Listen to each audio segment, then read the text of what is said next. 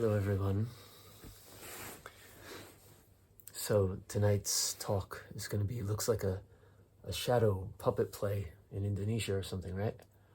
I'm sitting on my futon, obviously the blank wall behind me and the light in front. And if you just look over here, I've got just like a mountain of clothes and items, various things. It's mostly clothes, some of my instruments, and some other bags, papers, hangers, plastic hangers. And I've got just a few clothes up here. I've got, this bar up here because I don't have any closets in this room. I've been living here for 5 years without a single closet. And my last talk, I talked about the how I tried to move, right? And was unsuccessful. I mean, I successfully moved in, but then the PVC hydrogen chloride flooring that was heavily waxed with some other chemical garbage that smelled really bad and still smells bad after 3 weeks. I've been back to the apartment, back and forth, lugging my things every day, almost. I just had the electricity shut off, so I didn't go tonight after classes because it's dark and I won't be able to see anything. So I decided not to go. I'll go tomorrow afternoon after classes. I finish early. So let me speak frankly about what it's like to be a foreigner, a single foreigner living in Japan. I have lived here almost 30 years. Actually, 2025 will mark 30 years in Japan, with some years in between in the States doing graduate school and things. But I came here originally in 1995 at the age of 22. So I have a long history, we have a long history, Japan and I. And I speak the language basically fluently. It doesn't mean I, occasionally miss a word or something, but basically I'm fluent, and basically I can read all the literature and sign all the things that I need to sign. I know the culture, I know how to do it. There's no way I could survive here other way in Tokyo as a single person, not connected to a Japanese spouse or anything, unless I had some sort of interpreter tagging along or whatever. So, and I know the culture and I understand the culture, and I think by now, the darker side of the culture is something I've understood for a long time. And I don't mean like the dark, like these videos on YouTube about the seedy whatever. I'm not talking about, kabuki-cho or sex clubs or this kind of dark side or whatever, but I'm talking about just the fact that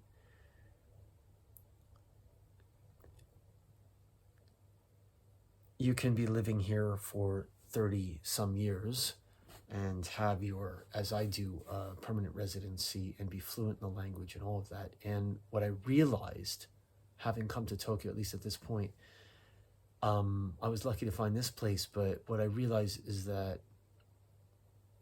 I tried for several months to find another place because I thought, it's time to move on. I've been here a long time and I'd like a slightly larger space and also something more convenient to my workplaces. When I moved in here, it was during COVID.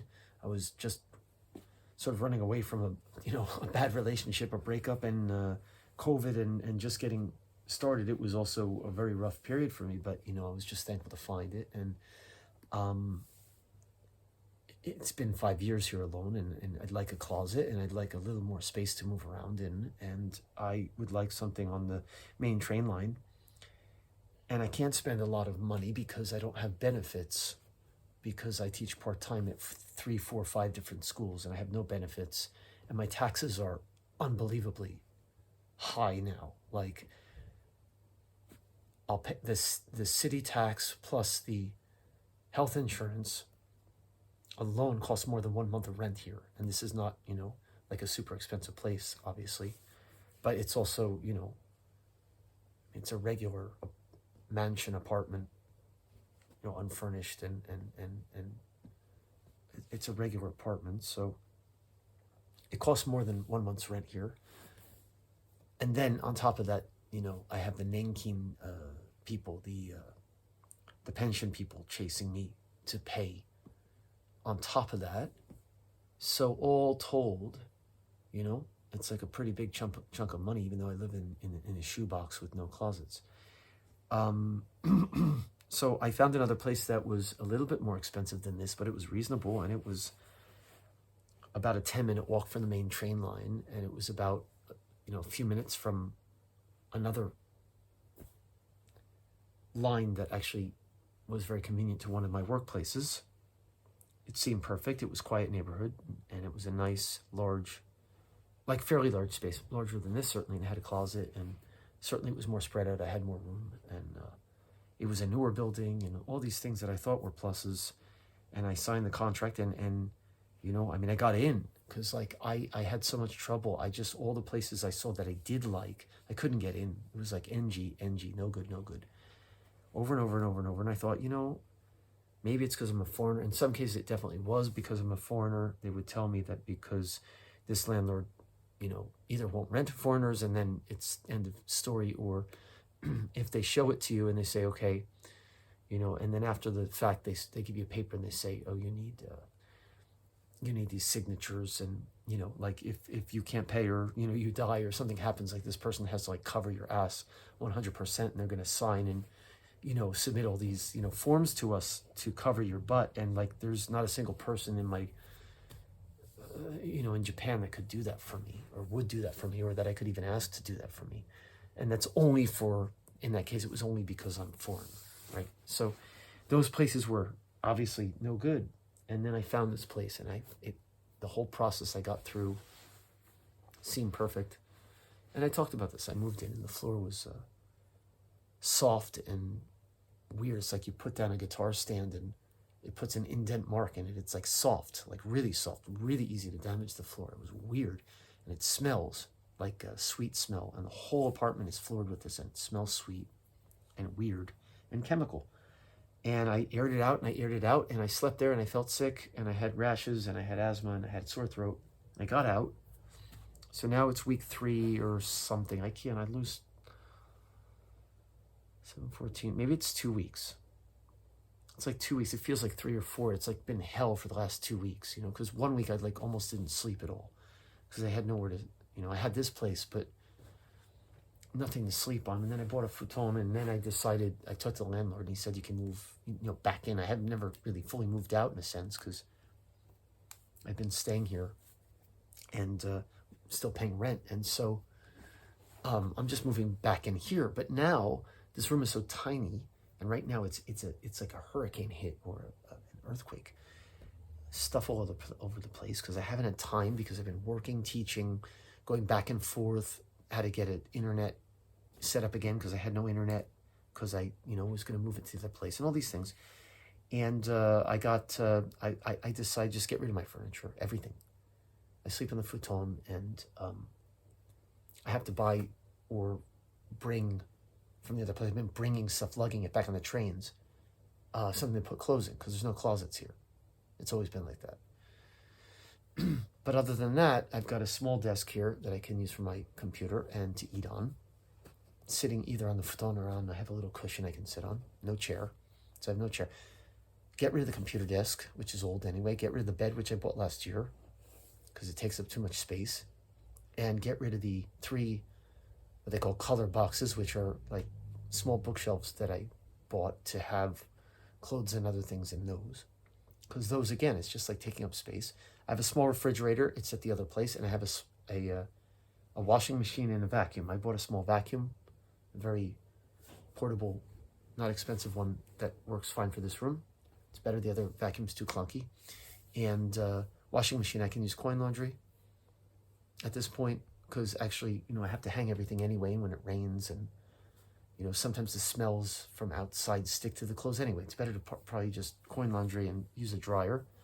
So I don't even care about the washing machine at this point. And I just need to get a new refrigerator or bring the other back. But it's small, but I think I wouldn't want to carry it on the train. It's too heavy for me alone. It's kind of really bulky and heavy. And it's old. So I'll probably just have to, buy a new refrigerator and get rid of the rest. The problem is, Kaitori are the guys who come and buy stuff from me and take it off your hands. They came, I called them up, they came, we set a time, and they took nothing. They wouldn't take a single thing. Bed is like almost new. Refrigerator, they gave some thing, there was some mark on it, they couldn't take it. Washing machine, they said it's too old, even though I just spent money to have them replace the pieces that were dirty and old, and they replaced them. It's brand new. They wouldn't take it. And they didn't take anything. They didn't take the desk. So, okay, great. So now I'm stuck with all this stuff in the other apartment. I've paid for the rent, which I'll get part of it back, but then I paid for all the cleaning and all these other key money and all these things. They add on all these charges. I'm not getting any money back from any of that. I paid for the movers to move all my furniture. I'm not getting that back, obviously. And then if I want to move my stuff back in here, I have to pay the movers again, the same amount, even though there's less stuff, because it's the same size truck. So I don't want to do that because it's not worth it, and because I don't have room for it. I want to get rid of it, but I can't get rid of it. So if you want to throw it out in Japan, you want to throw out furniture, you want to throw bigger pieces out, you have to pay for that too, and it's expensive, and I called that place. That's also expensive. So I'm stuck between a rock and a hard place. And I noticed other things about the room in the building that were totally like, the wallpaper has, if there's any moisture, it like forms bubbles in it. So it wasn't put on the wall properly. And, and also the outside, there's a light, there are lights on the outside the apartment, and they have like wood chips in them. So it's like the whole construction, I think, is bad. And I think I really got, it was like a scheme or something, I don't know. And, and I'm not going to get that money back. I mean, I'll get part of my rent back, but like I've spent so much more on all this stuff. And also I may have to spend money just to get rid of the furniture, my furniture that, I paid for and had. And I'm not bringing it back here because to pay that, even if it costs the same amount, I'd rather just get rid of it at this point because there's no room in here. And the room is a total mess. And it's a nightmare. I will organize it. I will get it organized, and it will be fine. But it will be really minimal living from now on. The futon, I can fold it up, small desk, something for clothes. I got to buy a small refrigerator if I want to, unless I'm going to eat out every single day, which these days I'm doing that because I don't have one. If I want to cook or, whatever, I'd like to get a refrigerator. But other than that, that's it. That's it. And my instruments. And my computer, and that's it. My computer's, laptop, MacBook. So that's it. That's it. So, it cost me all this money, and, nobody cares. And I didn't sleep for a full week, and then I've been lugging my stuff back and forth by myself on the trains just so that I have stuff. I didn't have curtains. Now I have curtains. I didn't have the table. Now I have the table. I didn't have a stereo to listen to music, which I was listening on earphones on my phone. It's okay, but I didn't have anything, And then at first I didn't even have clothes or a place to sleep. So now at least I can kind of live here, even though it's a mess, until I clean it up when I have time, because I've been working and teaching. And so, dark side of Japan, I said, well, I came to the realization or the conclusion, at least from the experiences I've had the last 6 months or so, that as a single foreign man, I can't get a good place. Or maybe if I had more money or was willing to pay more money, maybe, but like I kind of get the impression that I'm only being shown the places that have problems, or only the places where, foreigners are allowed, right? And that's like already like you're whittling it down to, I mean, even the person at the agency said it to me.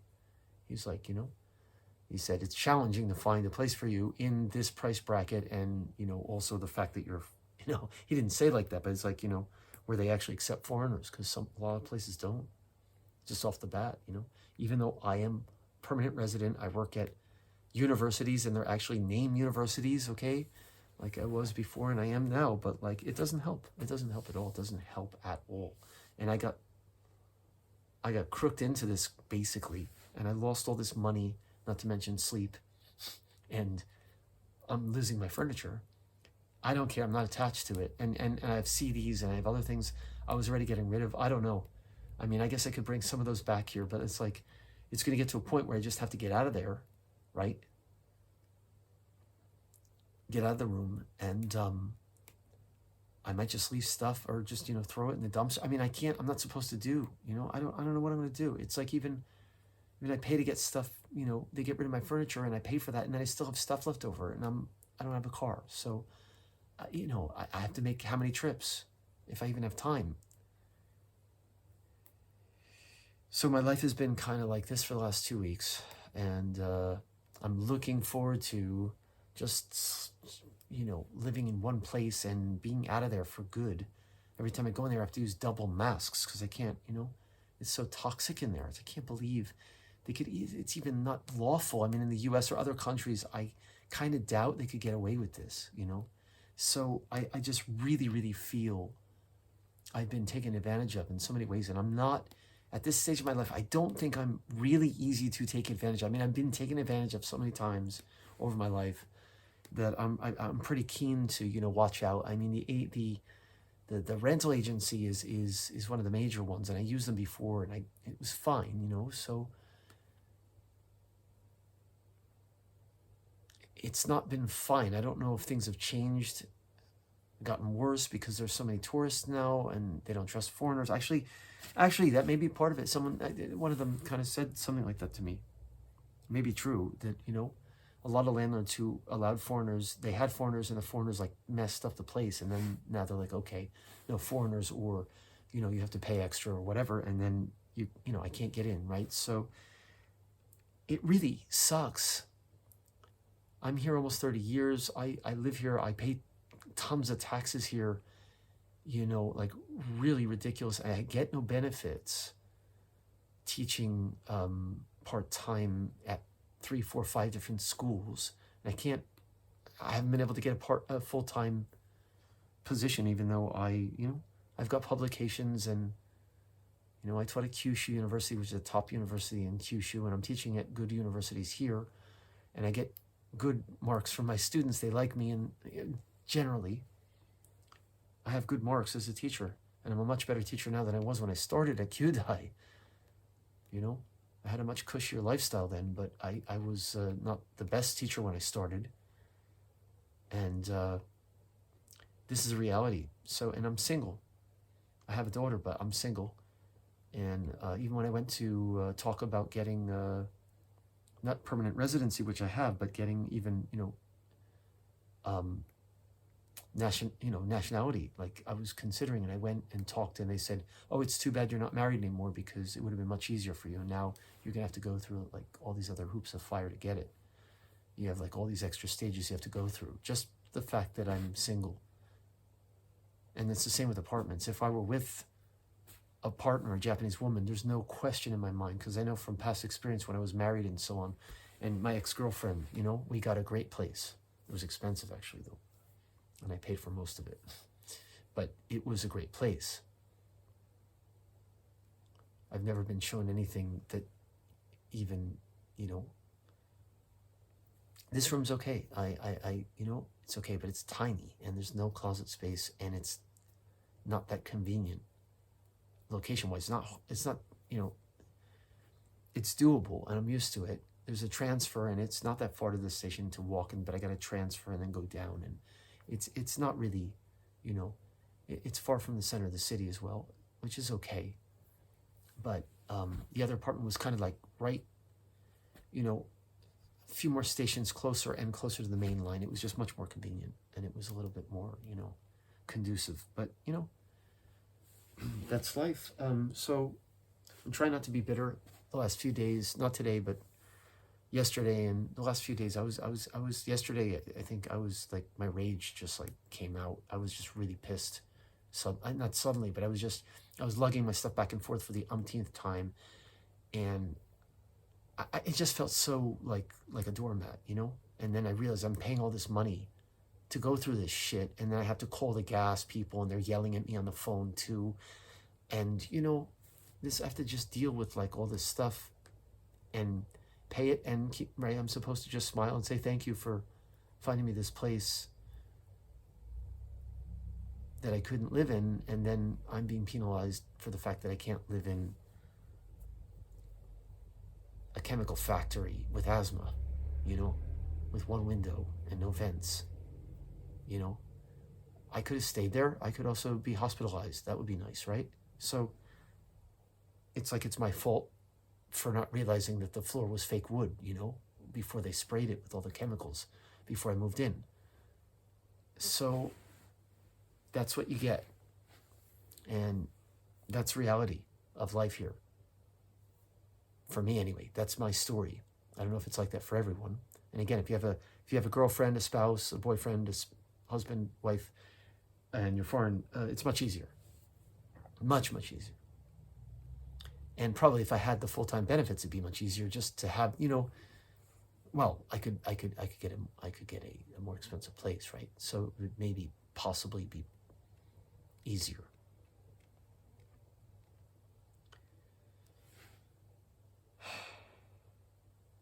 And then people say, I go outside and people say, oh, you're so positive and, you know, always smiling and positive. And, you know, well, yeah, but, you know, when I get angry too. And I don't like being stepped on like a doormat. And I do speak up for myself, no question, but there's only like a limitation to what you can actually do. Oh, you can, you know, I'm going to go to court and all that.